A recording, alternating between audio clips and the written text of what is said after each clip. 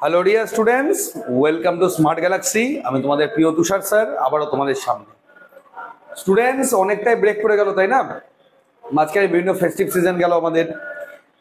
আমি একটু out of town হয়ে গেছিলাম, মাঝখানে তার আগে অসুস্থ হয়ে পড়েছিলাম। তো যাই হোক, একটা সিচুয়েশন গেল, তো কোনো অসুবিধা তাতে কোনো ব্যাপার নেই। আমরা যেভাবে শুরু করেছিলাম, যেখান থেকে শুরু করেছিলাম, আমরা আবার সেখান থেকেই ধীরে ধীরে এবার প্রসিড করবো। অ্যাজ ইউজুয়াল তোমাদের প্রতিদিন সকাল যে 9টার আমাদের ক্লাস, সেই ক্লাসটা থাকছে। এবার আমাদের যে ক্লাসটা চেঞ্জ হবে সেটা কিন্তু একটু চেঞ্জ হবে। হ্যাঁ, সকাল 9টায় আমাদের রিজনিং ক্লাস আসতে চলেছে। তারপরে গিয়ে আমাদের কিন্তু যে জিকের ক্লাসটা সেটা আমাদের রাত্রিবেলায় নেওয়া হবে। কেন সকালবেলা আমার অনেক রকমের যে আমার যে অফলাইন কোচিংসে যে সকল ক্লাসেসগুলো থাকে তার জন্য অনেক ক্ষেত্রে অনেক প্রবলেম দেখতে পাওয়া যাচ্ছে। সেই কারণে সেই ক্লাসটা আমি রাত্রিবেলা শিফট করেছি, যাতে করে আরো ভালোভাবে তোমাদেরকে প্রিপারেশনটা দিতে পারি। রুটিন তোমরা পেয়ে যাবে, কোনো অসুবিধার ব্যাপার নেই। তো আমি একদমই সময় নষ্ট না করে শুরু করব আজকের ক্লাসটি নিয়ে। আমি তোমাদেরকে যেখানে ছেড়েছিলাম সেখান থেকে শুরু করব। আমরা তার আগে একটু আলোচনা করে নেব আমাদের কোচিং সেন্টার সম্পর্কে, যেটা আমাদের রয়েছে বালুয়ার হেড অফিস বা স্মার্ট গ্যালাক্সি কোচিং সেন্টার। শাখা রয়েছে গঙ্গারামপুর, তপন, বুনিয়াদপুর, কালিয়াগঞ্জ এবং মালদায়, যেখানে আমাদের সমস্ত এই প্রিপারেশন চলছে। এবার তো আমাদের রেলওয়েজ কম্বাইন্ড ব্যাচেরও ক্লাস চলছে। দীর্ঘ 8 বছর ধরে আমরা কিন্তু সার্ভিস দিয়েই চলেছি, এবং অবশ্যই যে নাম্বারটা রয়েছে এই পরবর্তী নাম্বারে তোমরা হোয়াটসঅ্যাপ বা মেসেজ তোমরা কলের মধ্যে দিয়ে অবশ্যই আমাদের সাথে অ্যাডমিশন করতে পারো। মাথায় রাখার বিষয়, আবাসিক কিন্তু শুধুমাত্র বালুঘাট হেড অফিসে রয়েছে, বাকি সবগুলোতেই অনাবাসিক ব্যবস্থা রয়েছে। তবে মাঠের প্রস্তুতি তোমরা সব জায়গাতেই পেয়ে যাবে। এই পিডিএফটা তোমরা অবশ্যই তোমরা পেয়ে যাবে কোথায়, মাথায় রাখবে, যেরকম ভাবে আগে পেতে টেলিগ্রামে তোমরা পেয়ে যাবে, যেখানে আমাদের প্রথমেই সম্পূর্ণ আমরা কোচিং এ কি কি ফ্যাসিলিটিস প্রোভাইড করি, কোন কোন পরিষেবা প্রোভাইড করা হয়, মাঠের প্রস্তুতি, সারাদিনের ক্লাস, সন্ধ্যাকালীন ক্লাস, অ্যাপের class, free class, paid class, আবাসিকের ফিস, ছেলেদের মেয়েদের ক্লাসের ফিস, ছেলেদের মেয়েদের সম্পূর্ণ অনলাইনের ফিস, যা যাবতীয় সবকিছু এখানে কিন্তু রয়েছে। অবশ্যই মাথায় রাখবে, আমরা কিন্তু সম্পূর্ণ গ্যারান্টি সহকারে কমনের মধ্যে দিয়ে কিন্তু প্রস্তুতি প্রোভাইড করে থাকি। আচ্ছা, আমরা এবার যে পার্টটা নিয়ে আলোচনা করব সেটা হলো, আমরা এর আগে যে আমরা আলোচনা করেছিলাম যে প্রাচীন ভারতের আঞ্চলিক শক্তির উত্থান, তার যে গুরুত্বপূর্ণ যে সকল প্রশ্ন উত্তরগুলো রয়েছে সে প্রশ্ন উত্তরের পার্টটি নিয়ে আজকে আমরা প্রথম 50টা প্রশ্ন নিয়ে কিন্তু স্টুডেন্টস আলোচনা করব। এটা আমরা দুটো পার্টে শেষ করব। এটা আমরা পার্ট 1 হিসেবে আমরা এটাকে কিন্তু কমপ্লিট করব। এটা মাথায় রাখবে, পার্ট 1 হিসেবে এটা আমরা কমপ্লিট করব। এবং অ্যাজ ইউজুয়াল আশা করব তোমরা অলরেডি খাতা কলম নিয়ে বসে গেছো। যারা নতুন ভিজিট করবে স্টুডেন্টস, অবশ্যই মনে রাখবে আগের যে সকল ক্লাসেসগুলো ছিল অবশ্যই তোমাদের ডেসক্রিপশন বক্সে আমার ম্যাথের ক্লাস, জিকের ক্লাস, জাকির স্যারের ইংলিশ ক্লাস সব লিঙ্ক কিন্তু পরপর সাজানো আছে। এবারও আমাদের সঙ্গে যোগাযোগ করার জন্য, কোচিং সেন্টার থ্রু ভর্তির জন্য অবশ্যই যোগাযোগ করতে পারো। বারবার যে কারণে ইদানিং আমাদের কাছে ভরে ভরে কমেন্ট ও SMS আসছে, স্যার বই কবে। স্টুডেন্টস একটু সময় দাও, দেখো বেশি তাড়াহুড়ো করলে কি ভুলভাল কিন্তু অনেক হয়ে যাবে, বারবার বলছি। তো কোনো সমস্যার ব্যাপার নেই, অনেক সময় এখনো হাতে আছে, ইজিলি তোমরা বই নিয়ে প্রিপারেশন নিতে পারবে। আমাকে একটু সময় দাও, এই সপ্তাহের শেষের মধ্যেও তোমরা কিন্তু অ্যামাজনে অ্যাভেলেবেল পেয়ে যাবে। তো আজকের আমাদের প্রথম যে প্রশ্নটি রয়েছে, প্রথম প্রশ্নটি কি নিয়ে রয়েছে আমরা সেটা এক নজরে এবার দেখে নেব। প্রথম যে আমাদের প্রশ্নটা রয়েছে আমি একটু আলোচনাও করবো, যেটা আমাদের আলোচনার বিষয় থাকবে, কে গন্ডইচোল উপাধি ধারণ করেছিল। গন্ডইচোল উপাধি কে ধারণ করেছিল সেটা হলো তোমাদের আজকের প্রথম প্রশ্ন। এর যে অপশনটা রয়েছে আমাদের এখানে, অপশন কি রয়েছে? প্রথম অপশন রয়েছে হচ্ছে প্রথম রাজেন্দ্র চোল, প্রথম রাজরাজ, ওকে, প্রথম রাজাধিরাজ, না প্রথম কুলোতুঙ্গ। তো এটা হচ্ছে তোমাদের আজকে প্রথম প্রশ্ন। সঠিক উত্তরটা তোমাদের কি হবে এক নজরে তোমরা দিয়ে দাও। তার আগে একটু আমরা আলোচনা করে নিই। প্রথম রাজেন্দ্র চোল সম্পর্কে আমরা এর আগের দিনও বলেছিলাম যে প্রথম রাজেন্দ্র চোল বলো বা প্রথম রাজবংশ বলো, এটা কিন্তু চোল বংশকে রিপ্রেজেন্ট করছে। চোল বংশের প্রতিষ্ঠাতার নাম কি সেটা হলো তোমরা বইয়ে পেয়ে যাবে, সেটা পেয়ে যাবে কারিকল। এর আগের দিনে আমরা এগুলো আলোচনা করে দিয়েছিলাম। প্রথম রাজেন্দ্র চোল আমাদের বঙ্গোপসাগর উপকূলে সবচেয়ে বড় কিন্তু নৌবাহিনী খাড়া করে দিয়েছিল, এবং এই নৌবাহিনী কিন্তু ওই সময়কালীন কিন্তু বিখ্যাত ছিল, এবং এই কারণেই কিন্তু প্রথম রাজেন্দ্র চোলকে আমরা গাইগন্ড চোল বলে থাকি। তো আমাদের এই যে প্রশ্নটা রয়েছে, এই প্রশ্নের সঠিক উত্তর আমাদের কি হবে? অপশন এ, প্রথম রাজেন্দ্র চোল। ঠিক আছে। রাজরাজেশ্বর মন্দির, এটা পরীক্ষায় খুব এসে থাকে। রাজরাজেশ্বর মন্দির কে তৈরি করেছিল? নোট করে নেবে। এর আগে যে আমরা এটা বলেছিলাম অবশ্য, ঠিক আছে, রাজরাজেশ্বর মন্দির কে তৈরি করেছিল? তো রাজরাজেশ্বর মন্দির তৈরি করেছিল আমাদের প্রথম রাজরাজ। ওকে, সেকেন্ড কোশ্চেনে আমরা এগিয়ে যাবো। 2 নম্বর প্রশ্ন কি আছে? চীনা পরিব্রাজক হিউয়েন সাং ভারতে কার শাসনকালে ভারতে আসেন? তো আমরা এর আগের দিন এটা নিয়ে একদম ডিটেলস আলোচনা করে দিয়েছিলাম। হিউয়েন সাং সমুদ্রগুপ্ত, অশোক, হর্ষবর্ধন, কুলোতুঙ্গের আমলে আসে। তো সঠিক উত্তর আমাদের কি হবে? Hiuen Tsang. হ হ মনে রাখবে, হ দিয়ে মনে রাখবে। চীনা পরিব্রাজক যে লিখেছিল কোন গ্রন্থটা?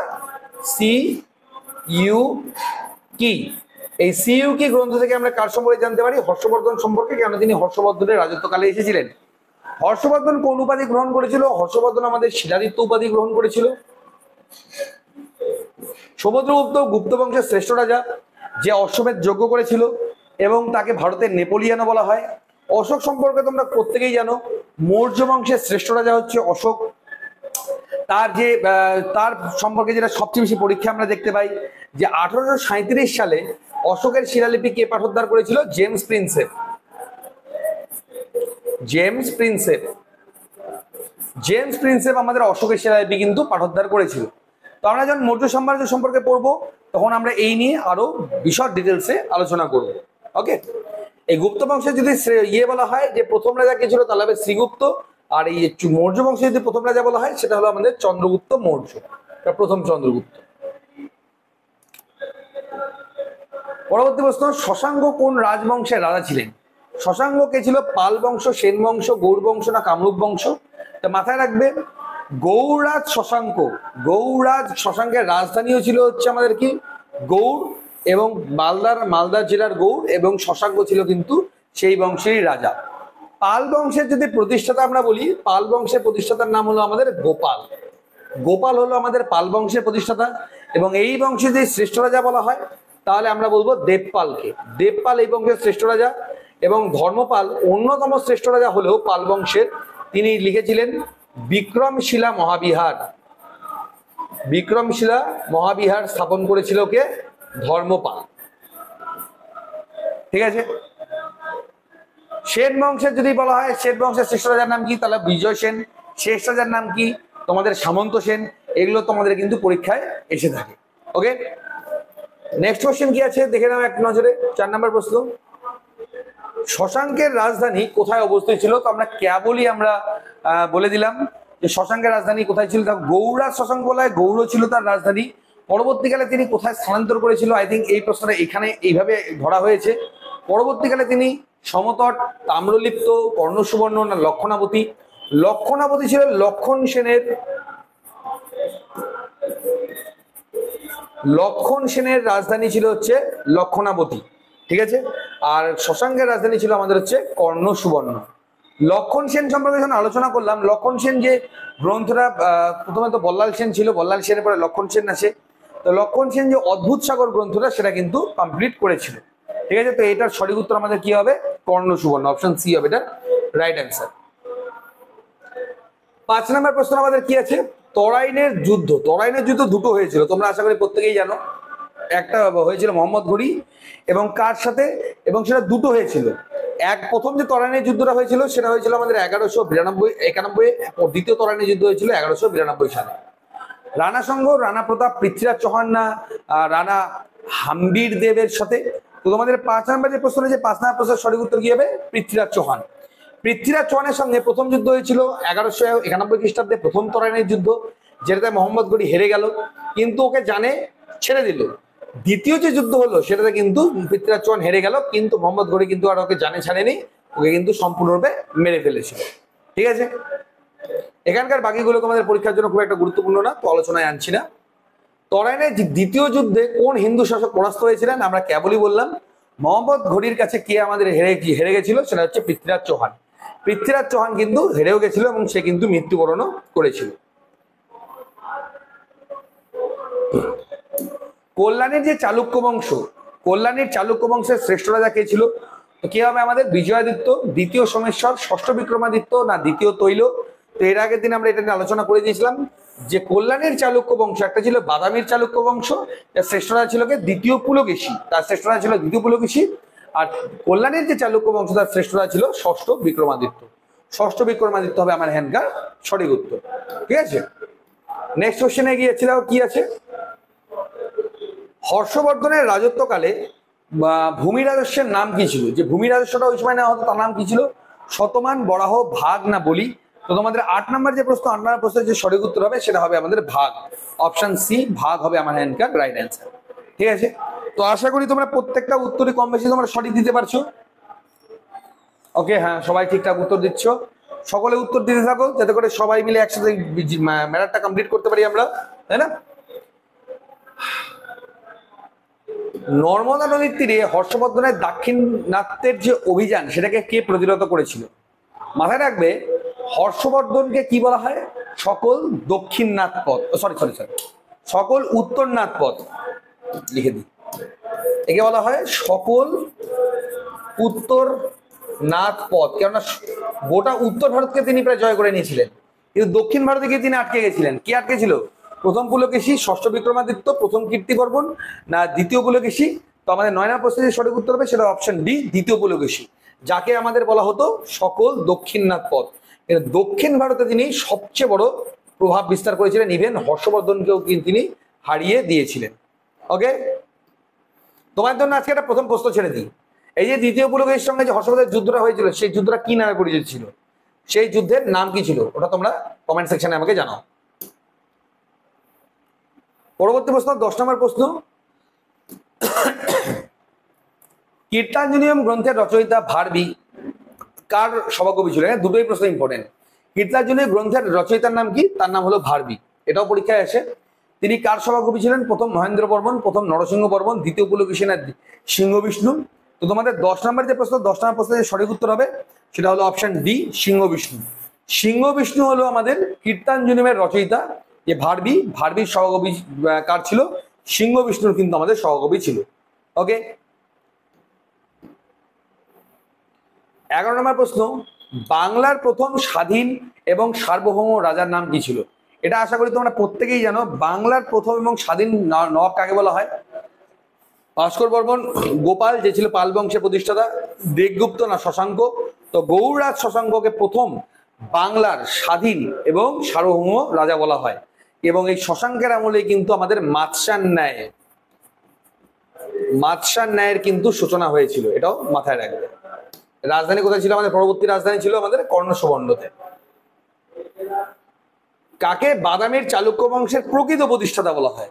একটা হলো প্রতিষ্ঠাতা, একটা হলো প্রকৃত প্রতিষ্ঠাতা। তো তোমাদের 12 নম্বর প্রশ্নের সঠিক উত্তর কি হবে? প্রথম পুলকেশী, দ্বিতীয় কীর্তিবর্মন, প্রথম কীর্তিবর্মন, প্রথম বিক্রমাদিত্য, দ্বিতীয় পুলকেশী। তো সঠিক উত্তর আমাদের কি হবে? প্রথম পুলকেশী। এবং যদি বলতো কাকে বাদামের চালুক্য বংশের শ্রেষ্ঠ রাজা বলা হয়, তাহলে সেটা আমাদের হচ্ছে দ্বিতীয় পুলকেশী। ওকে,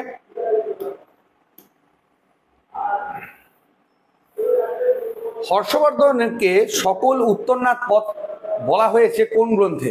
হর্ষচরিত, নাগানন্দ, সিউকি গ্রন্থে না আইহোল লিপিতে? তো তোমাদের যে 13 নম্বর প্রশ্নটা রয়েছে, 13 নম্বর প্রশ্নটা কি রয়েছে আমাদের? প্রশ্নটা রয়েছে, এর উত্তর কি হবে? Option D, Aihole Prashasti. আইহোল প্রশস্তিটা যেটা কে লিখেছিল? এটা লিখেছিল রবি কীর্তি। এই রবি কীর্তি কিন্তু আবার হর্ষবর্ধনের সভাকবি ছিল না, এটা ছিল আমাদের সেকেন্ড পুলকেশী। দ্বিতীয় পুলকেশীর সভাকবি ছিল হচ্ছে রবি কীর্তি, এবং এর লিখেছিল হচ্ছে আইহোল প্রশস্তি। সিউকি কে লিখেছিল? Hiuen Tsang. এবং হর্ষচরিত কে লিখেছিল? হর্ষচরিত লিখেছিল বাণভট্ট, এবং এই বাণভট্ট ছিল আমাদের হর্ষবর্ধনের সভাকবি। ক্লিয়ার? পরবর্তী প্রশ্ন, 14 নম্বর প্রশ্নটা কি রয়েছে? কার কাছে দ্বিতীয় পুলকেশী যুদ্ধে পরাজিত এবং নিহত হয়েছিল? ঠিক আছে, অপশন কি রয়েছে আমাদের? প্রথম মহেন্দ্র বর্মন, প্রথম নরসিংহ বর্মন, দ্বিতীয় নরসিংহ বর্মন না দন্দি দুর্গ? তো মাথায় রাখবে, এখানে যে আমাদের যে 14 নম্বর প্রশ্ন রয়েছে, 14 নম্বর প্রশ্নের সঠিক উত্তর কি হবে? দ্বিতীয় পুলকেশী প্রথম নরসিংহ বর্মন, অর্থাৎ অপশন বি, প্রথম নরসিংহ বর্মনের কাছে তিনি যুদ্ধে পরাজিত হয়েছিলেন এবং তাকে হত্যাও করা হয়েছিল।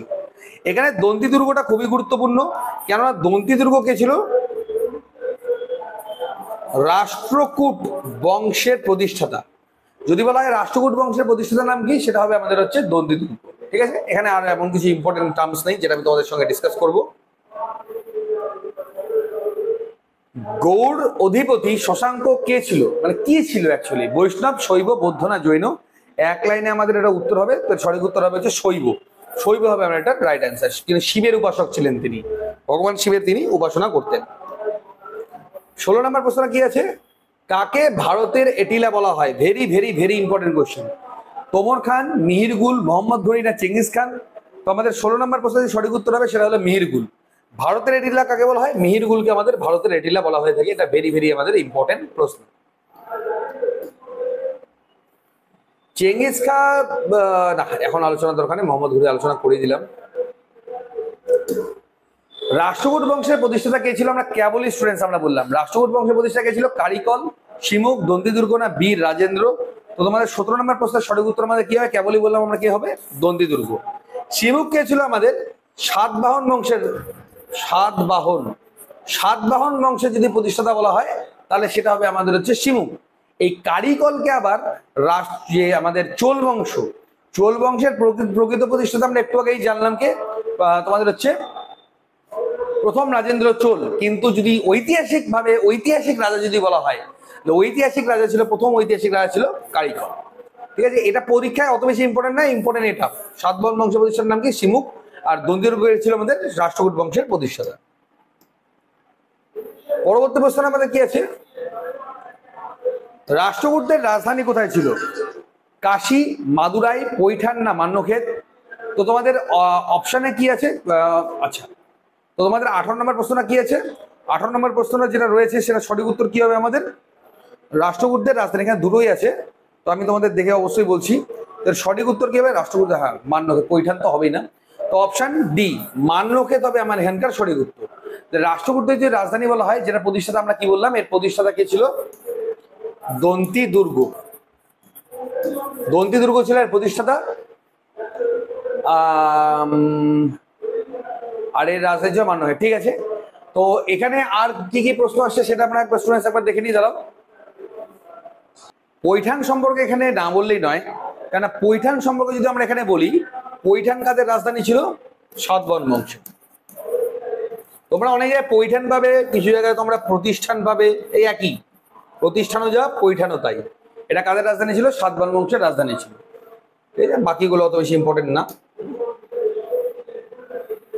মহামল্ল উপাধি কে গ্রহণ করেছিলেন? আমাদের যে 19 নম্বর প্রশ্নটা কি রয়েছে? মহামল্ল উপাধি কে গ্রহণ করেছিলেন?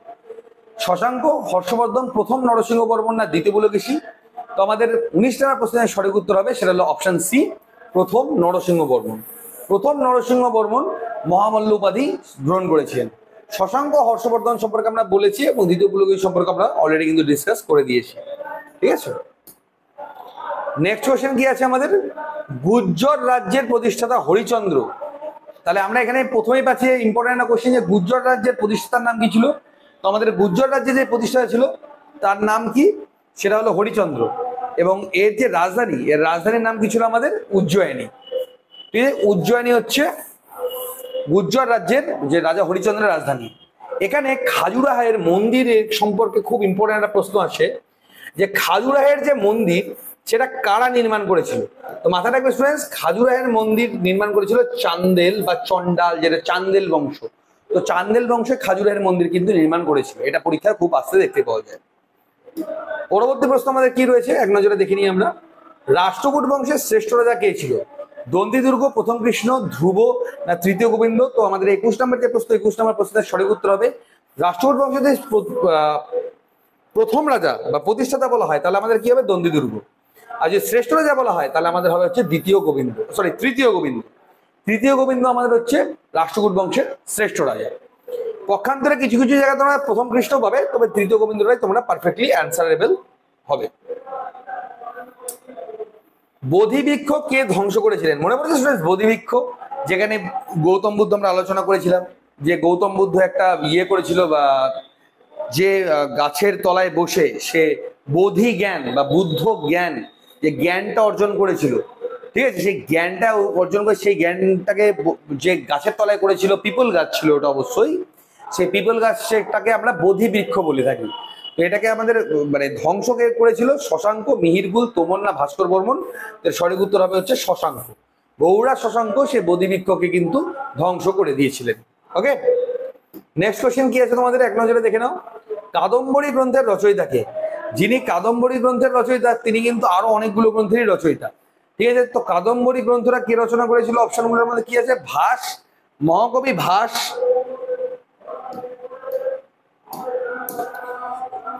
ঠিক আছে, ভারবি। ভারবির আমরা কি জানলাম? কীর্তাঞ্জনিয়ম, তাই না?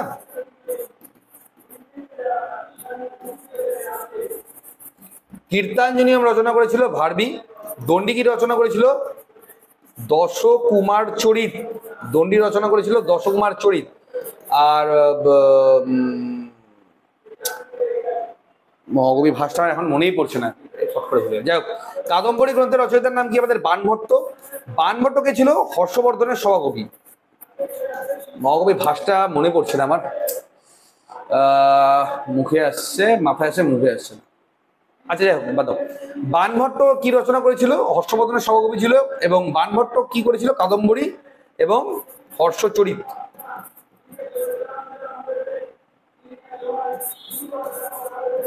হর্ষচরিত, মাথা ওখানে কাজ করছে, ভুলভাল লিখে দিয়েছিলাম। যাক, হর্ষচরিত এবং কাদম্বরী গ্রন্থের রচয়িতাকে আমাদের হচ্ছে বাণভট্ট। ঠিক আছে, নেক্সট কোশ্চেন কি আছে একবার দেখে নাও। চালুক্যরাজ দ্বিতীয় পুলকেশী কাছে হর্ষবর্ধন পরাজয়ের ঘটনা জানার ঐতিহাসিক উৎস কি? আমরা একটু আগে ওটা নিয়ে আলোচনা করলাম।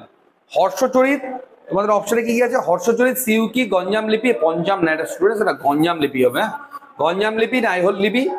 হর্ষচরিত কে লিখেছিল? আমরা কেবলই বললাম কি বাণভট্ট, হর্ষবর্ধনের সহকবি, এখান থেকে পাই না। সিউকি কে লিখেছিল? তোমাদের হচ্ছে হিউয়েন সাং। হিউয়েন সাং, যে হর্ষবর্ধনের আমলে ভারতবর্ষে এসেছিল। গঞ্জাম লিপি হচ্ছে তোমাদের তাঞ্জোরের লিপি। আর যা, এটা অত ইম্পর্টেন্ট না, গঞ্জাম লিপি থেকে অত এটা বাদ, এটা আলোচনা করছি না। আইহোল লিপি যেটা লিখেছিল হচ্ছে রবি কীর্তি। বানানা তো ভুল হচ্ছে কেন?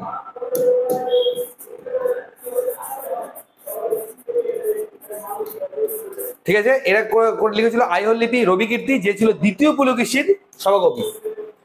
এর কাছ থেকেই আমরা, এই আইহোল লিপি থেকেই আমরা কিন্তু ওই দ্বিতীয় পুলকেশীর সঙ্গে যে হর্ষবর্ধনের যুদ্ধটা হয়েছিল সেই যুদ্ধ সম্পর্কে আমরা জানতে পারি। ওকে, নেক্সট কোশ্চেন কি আছে? দণ্ডী কোন রাজার সভাকবি ছিল? Very important question. দ্বিতীয় নরসিংহ বর্মন, প্রথম মহেন্দ্রপাল, শশাঙ্ক না ভাস্কর বর্মন? তোমাদের 25 নম্বর প্রশ্নের সঠিক উত্তর হবে সেটা হলো আমাদের দ্বিতীয় নরসিংহ বর্মন। অপশন এ হলো এখানকার রাইট অ্যান্সার। ঠিক আছে, বাদাবীর কোন্ড উপাধি কে গ্রহণ করেছিল?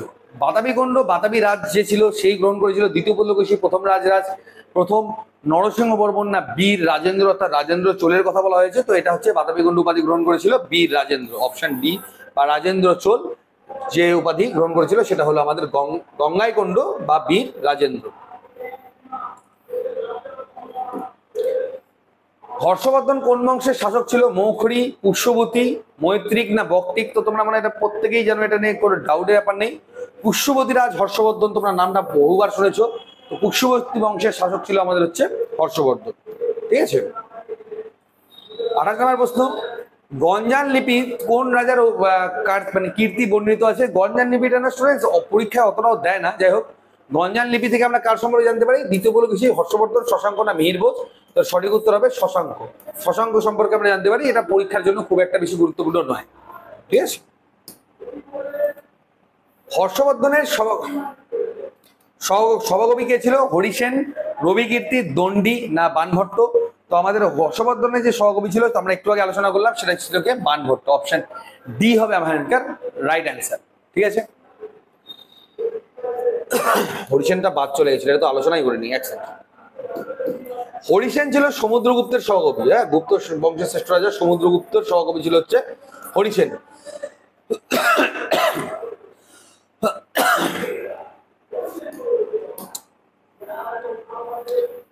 আইহোল প্রশস্তি কে রচনা করেছিল? আমরা বহুবার আলোচনা করে নিয়েছি, আর ঘাটবো না এটা নিয়ে। অপশন বি, রবি কীর্তি হবে আমাদের রাইট অ্যান্সার। পল্লবরাজ নন্দীবর্মনকে পরাজিত করে কাঞ্চিকে দখল করেছিল দ্বিতীয় বাণভট্ট, দ্বিতীয় বিক্রমাদিত্য, যশোধবর্মন না শশাঙ্ক? তো আমাদের 31 নম্বর প্রশ্নের সঠিক উত্তর হবে সেটা হলো অপশন বি, দ্বিতীয় বিক্রমাদিত্য। দ্বিতীয় বিক্রমাদিত্য পল্লবরাজ নন্দীবর্মনকে কিন্তু সম্পূর্ণরূপে হারিয়ে দিয়ে কাঞ্চিও দখল করে, যেটা পল্লবদের তৎকালীন রাজধানী ছিল। পল্লবদের রাজধানী ছিল কাঞ্চি, এবং পরবর্তীকালে দ্বিতীয় বিক্রমাদিত্য কিন্তু সেইখানেই রাজধানী স্থানান্তর করেছিলেন। কাকে চোল সাম্রাজ্যের প্রকৃত প্রতিষ্ঠাতা বলা হয়? আমি একটু আগে বললাম কারিকলকে কি ঐতিহাসিক রাজা বলা হয়ে থাকে, চোল বংশের ঐতিহাসিক প্রতিষ্ঠাতা বলা হয়। কিন্তু যদি চোল বংশের প্রকৃত প্রতিষ্ঠাতাতে আমরা আসি, তাহলে চোল বংশের প্রকৃত প্রতিষ্ঠাতা বলা হয় আমাদের হচ্ছে প্রথম রাজরাজকে। প্রথম রাজরাজকে চোল বংশের প্রকৃত প্রতিষ্ঠাতা বলে, এবং শ্রেষ্ঠ রাজাকে বলা হয় আমাদের প্রথম রাজেন্দ্র চোলকে। আর দন্তিদুর্গ হলো আমাদের রাষ্ট্রকূট বংশের প্রতিষ্ঠাতা। বিক্রমাদেব চরিত গ্রন্থের লেখককে? কহল্লন, বিহল্লন, বিশাখ দত্ত না শূদ্রক? তো এই চারটাই তোমাদের কিন্তু পরীক্ষার জন্য ভেরি ইম্পর্টেন্ট। তো বিক্রমাদিত্য চরিত রচনা কে করেছিল? সেটা করেছিল হচ্ছে বিহল্লন। কহল্লন কি রচনা করেছিল আমাদের? যেখান থেকে আমরা কাশ্মীর সম্পর্কে জানতে পারি।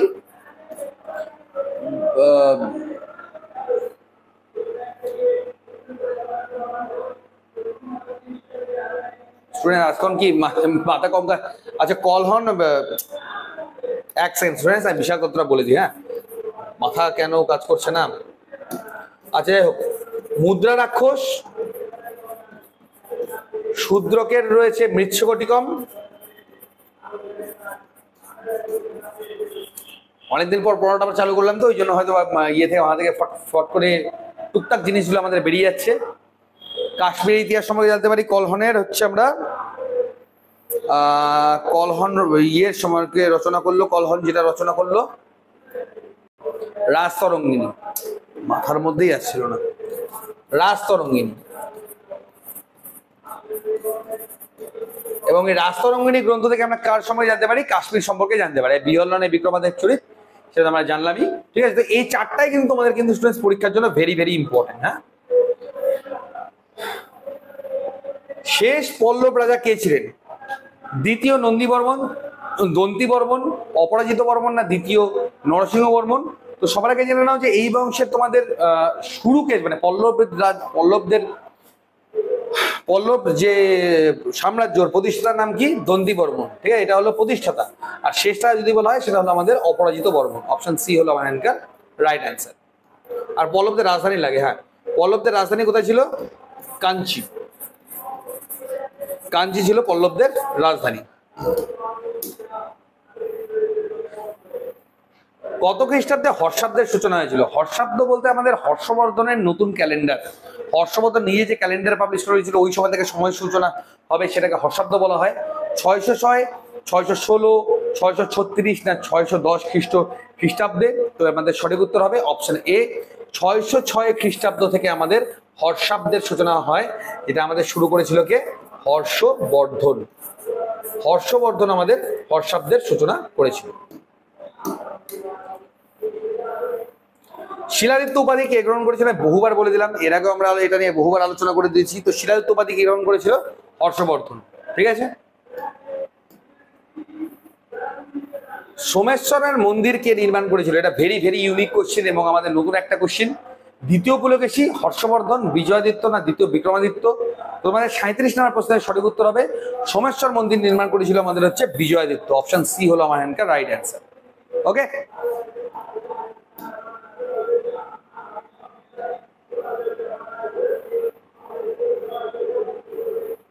আটত্রিশ নম্বর প্রশ্ন কি আছে দেখে নাও। বাদামির যে চালুক্য বংশ, সেটার প্রতিষ্ঠা কে করেছিল? এই যে পতন ঘটায় কে? মানে বাদামির চালুক্য বংশ সেটাকে শেষ কে করেছিল এবং নতুন বংশের সূচনা কে করেছিল? বাদামির চালুক্য বংশকে যখন শেষ হওয়ার পরে যে বংশের সূচনা হয়েছিল তার নাম হচ্ছে রাষ্ট্রকূট বংশ। এই রাষ্ট্রকূট বংশের প্রতিষ্ঠাতার নাম কি? দন্তিদুর্গ, যে বাদামির চালুক্য বংশের পতনও ঘটায় এবং নতুন একটা বংশের সূচনা করে, সেটা হলো আমাদের রাষ্ট্রকূট বংশ। নিচের কোন গ্রন্থটি হিন্দু আইনের উপর রচিত? অত্তবিলাস, অমিত্রাখরা, অজিত পুরাণ না রত্নাবলী? তো তোমাদের 39 নম্বরের যে প্রশ্ন, তার সঠিক উত্তর হলো আমাদের অজিত পুরাণ। অজিত পুরাণটা আমাদের একটি হিন্দু আইনের উপরে লিখিত একটি বই। এমন কিছু ইম্পর্টেন্ট কোশ্চেন না, এখানে আলোচনা করারও কিছু নেই। কোন রাজাকে মহারাজাধিরাজ উপাধি দেওয়া হয়েছিল? Very important. চন্দ্রগুপ্ত মৌর্য, কনিষ্ক, প্রথম চন্দ্রগুপ্ত না অশোক? তো তোমাদের 40 নম্বরের যে প্রশ্নের সঠিক উত্তর কি হবে? প্রথম চন্দ্রগুপ্ত। প্রথম চন্দ্রগুপ্তকে কি বলা হয়? আমাদের মহারাজাধিরাজ উপাধি কিন্তু প্রদান করা হয়েছিল। ঠিক আছে, কনিষ্ক সম্পর্কে এখন আলোচনাই করিনি, আমরা একটু বলে দিই। এর রাজধানী কি ছিল? আমাদের পুরুষপুর। ঠিক আছে, কুষাণ বংশের রাজা ছিল। কুষাণ বংশের শ্রেষ্ঠ রাজা বলা হয় কাকে? কনিষ্ককে বলা হয়। ঠিক আছে, আর আমাদের হচ্ছে গান্ধার শিল্প, গান্ধার শিল্পের বিকাশ সবচেয়ে বেশি কোন আমলে হয়েছিল? সেটা হয়েছিল আমাদের কনিষ্কের আমলে। গান্ধার শিল্পের বিকাশ সবচেয়ে বেশি হয়েছিল। এই পুরুষপুর যে রাজ্যটা, এই জায়গাটি, এটি বর্তমানে রয়েছে পাকিস্তানে, যার এখন বর্তমানে হচ্ছে পেশোয়ার। চন্দ্রগুপ্ত মৌর্য, এই হচ্ছে মৌর্য বংশের প্রতিষ্ঠাতা, যার ইয়ে ছিল, লিডার যে ছিল, মানে তাকে যে গাইড করতো, তার নাম ছিল দ্য গ্রেট চাণক্য, যার কথা মতোই তিনি চলতেন। ঠিক আছে, আরো অনেক নাম ছিল তার, বিষ্ণুগুপ্ত নাম ছিল।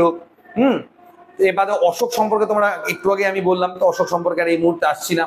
তো যাই হোক, মহারাজিরাজ উপাধি কে গ্রহণ করেছিল? গুপ্ত বংশের অন্যতম শ্রেষ্ঠ রাজা, অন্যতম শ্রেষ্ঠ রাজা, নট শ্রেষ্ঠ রাজা, প্রথম চন্দ্রগুপ্ত। নবরত্ন কার সবাই ছিল? সত্যি কথা বলতে অনেকেরই সবাই ছিল, বাট আমরা অপশন থেকে বলবো। বল্লাল সেন, হর্ষবর্ধন, দ্বিতীয় চন্দ্রগুপ্ত না দেবপাল? এর সঠিক উত্তর কি হবে? দ্বিতীয় চন্দ্রগুপ্ত। এটাও মানে একজন বিখ্যাত রাজা ছিলেন গুপ্ত বংশের, যার সবাই কিন্তু আমাদের নবরত্ন ছিল। আর একটা নবরত্ন ছিল কার সবাই তোমরা বলতে পারবে? আকবর। আকবরের সবাইও কিন্তু বিখ্যাত 9 জন রত্ন ছিল। ঠিক আছে, তো আকবরের সবাই নবরত্ন ছিল। আর এরকম সবাই বল্লাল সেন যদি বলে না, বল্লাল সবাই পরীক্ষায় আসে দান সাগর একটা গ্রন্থ লিখেছিলেন, এটা তিনি কমপ্লিট করেছিলেন। আর একটা গ্রন্থ লিখেছিলেন অদ্ভুত সাগর, এটা তিনি কমপ্লিট করেননি, পরে গিয়ে এটা লক্ষণ সেন কমপ্লিট করেছিল। দেবপাল তো পাল বংশের আমাদের শ্রেষ্ঠ রাজা। বাকি হর্ষবর্ধন সম্পর্কে আমরা কিন্তু অনেকটাই আলোচনা করে দিয়েছি। কোন গুপ্ত শাসক মাতৃসূত্রে লিচ্ছবি বংশের সঙ্গে যুক্ত ছিল, যাকে লিচ্ছবি দৈহিত্রীও বলা হতো? শ্রীগুপ্ত, এই ছিল হচ্ছে গুপ্ত বংশের প্রতিষ্ঠাতা। গুপ্ত বংশের প্রতিষ্ঠাতার নাম কি? শ্রীগুপ্ত। প্রথম চন্দ্রগুপ্ত, ঘটোৎকচ গুপ্ত না সমুদ্রগুপ্ত? তো যে রাইট অ্যান্সার হবে সেটা হলো আমাদের হচ্ছে সমুদ্রগুপ্ত। যার কে ছিল? হরিসেন ছিল হচ্ছে সভাকবি, হরিসেন ছিল সভাকবি। আর এর মধ্যে ইম্পর্টেন্ট বলতে ভারতের নেপোলিয়ান বলা হয় সমুদ্রগুপ্তকে। ভারতের নেপোলিয়ান বলা হয় হচ্ছে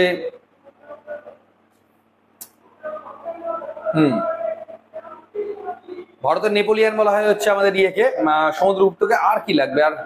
আর সেরকম কিছু ইম্পর্টেন্ট এখানে নেই। ঠিক আছে, নেক্সট। সমুদ্রগুপ্তের কৃতিত্বের কাহিনী কোথায় বর্ণিত আছে? হাতিগুম্পা লিপি, এলাহাবাদ প্রশস্তি, গিরনার লিপি না সারনাথ লিপি? তো এর সঠিক উত্তর হবে হচ্ছে এলাহাবাদ প্রশস্তি, যেটা রচনা করেছিল কে? হরিসেন। হরিসেনের এলাহাবাদ প্রশস্তি, যেটা সহকবি ছিল, ওটাতে আমরা সমুদ্রগুপ্তের কৃতিত্ব সম্পর্কে আমরা জানতে পারি। ঠিক আছে, 43-44 নম্বর প্রশ্ন। কে প্রথম গুপ্ত, মানে প্রথম গুপ্ত শাসক কে ছিল? আমরা একটু আগেই আমরা আলোচনা করলাম, কে ছিল আমাদের? শ্রীগুপ্ত। শ্রীগুপ্ত ছিলেন গুপ্ত বংশের প্রতিষ্ঠাতা, বা গুপ্ত বংশের শুরু যে করেছিল সেটা করেছিল আমাদের শ্রীগুপ্ত। গুপ্ত সাম্রাজ্যের রূপার মুদ্রা কি নামে পরিচিত ছিল? এটা মোটামুটি ইম্পর্টেন্ট, ডাব্লিউবিসিএস পিএসসির পরীক্ষাতে আমরা দেখতে পাবো এই ধরনের প্রশ্ন। দিনার, রূপাইকা, সাতমানা না কারসানপানা? তো 45 নম্বর প্রশ্ন সবাই সঠিক উত্তর হচ্ছে রূপাইকা। রূপাইকা হলো আমাদের হচ্ছে গুপ্ত বংশের রূপার মুদ্রা ছিল, সেটা রূপাইকা নামে পরিচিত ছিল। গুপ্ত বংশের কোন রাজাকে ভারতের নেপোলিয়ান বলা হয়? আর এটা নিয়ে আমরা ঘাটবই না, তো সঠিক উত্তর কি হবে? সমুদ্রগুপ্ত। আমরা একটু আগে এটা নিয়ে আলোচনা করে দিয়েছি। ঠিক আছে, কে অশ্বমেধ যজ্ঞের সূচনা করেছিলেন? আমরা কেবলই বললাম অশ্বমেধ যজ্ঞের সূচনা করেছিল সেই ব্যক্তি যাকে ভারতের নেপোলিয়ান বলা হয়। তাহলে সঠিক উত্তর কি হবে? সমুদ্রগুপ্ত। অজাতশত্রু সম্পর্কে আমরা যদি বলি, অজাতশত্রু সম্পর্কে হ্যাঁ একটা প্রশ্ন তোমাদের জন্য আমি ছাড়ছি এখন, অনেকক্ষণ ধরে আমি বললাম। অজাতশত্রু উপাধিটা ইম্পর্টেন্ট, বলো। এটা তোমাদের কমেন্ট সেকশনে জানাবে, এটার উত্তর আমি কমেন্টে দেবো।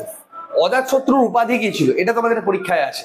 বাকি অশোক এবং চন্দ্রগুপ্ত সম্পর্কে তো আমরা বলে দিয়েছি। ঠিক আছে, সমুদ্রগুপ্ত সম্পর্কে অলরেডি আমরা অনেকটাই আলোচনা করে দিলাম। তো রাইট অ্যান্সার হবে আমাদের হচ্ছে সমুদ্রগুপ্ত। রাইট অ্যান্সার হবে এটা আমার সমুদ্রগুপ্ত। ওকে, 48 নম্বর প্রশ্ন। কালিদাস কোন সাহিত্য কোন আমলে? মৌর্য যুগের ছিল, শুঙ্গ যুগের, গুপ্ত যুগের না বর্ধন যুগের? তো তোমাদের 48 নম্বর প্রশ্নের সঠিক উত্তর কি হবে? কালিদাস মেনলি ছিল আমাদের হচ্ছে গুপ্ত যুগের। চন্দ্রগুপ্ত মৌর্যের আমলে তিনি ছিলেন মেনলি যদি গুপ্তকে স্পেসিফিক করা হয় তো সেকেন্ড চন্দ্রগুপ্ত। সেকেন্ড চন্দ্রগুপ্ত। সবাই কালিদাস কিন্তু ছিলেন, তো বংশ বললে ওটা আমাদের গুপ্ত বংশই হবে। বিক্রমাদিত্য উপাধি কে ধারণ করেছিলেন? অশোক, দ্বিতীয় চন্দ্রগুপ্ত, কনিষ্ক না সমুদ্রগুপ্ত? তো আমরা অলরেডি একটা উপাধি পেয়ে গেলাম, যেটা আমরা একটা তোমার জন্য রেখে দিয়েছি। অজাতশত্রুর উপাধি কি ছিল?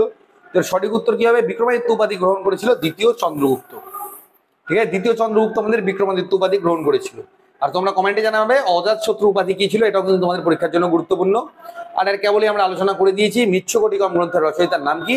মৃচ্ছকটিকম গ্রন্থের আমাদের রচয়িতার নাম হলো আমাদের, হয়ে গেল শূদ্রক, ভুল আছে এখানে, এটা শূদ্রক হবে। হ্যাঁ, মানটা ঠিক করে নেবে, এটা যতটা পিডিএফটা নেবে এটা ঠিক করে নেবে। হ্যাঁ, এটা শূদ্রক হবে। শূদ্রক হচ্ছে এটা রাইট অ্যান্সার, এটা সুদাক্ষ হয়ে গেছে।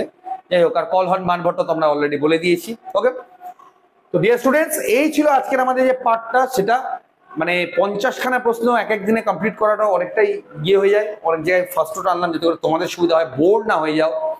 যা বলছি খাতা নেবে, ফটাফট লিখতে শুরু করে দেবে, লেখা কমপ্লিট করবে, তোমাদের আর কোনো টেনশন থাকবে না, এটা গ্যারান্টি আমি দিচ্ছি। পরীক্ষায় কমন আসার দায়িত্ব আমার।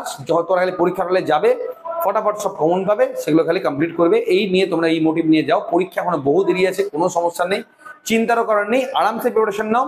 70+ স্কোর কিন্তু তুলতেই হবে, এই মানসিকতা নিয়ে তোমরা পরীক্ষা দাও। ঠিক আছে, তো আজকের মতো এতটাই। কাইন্ডলি শেয়ার করো ভিডিওসগুলো, শেয়ার করলে আমারও ভালো লাগবে।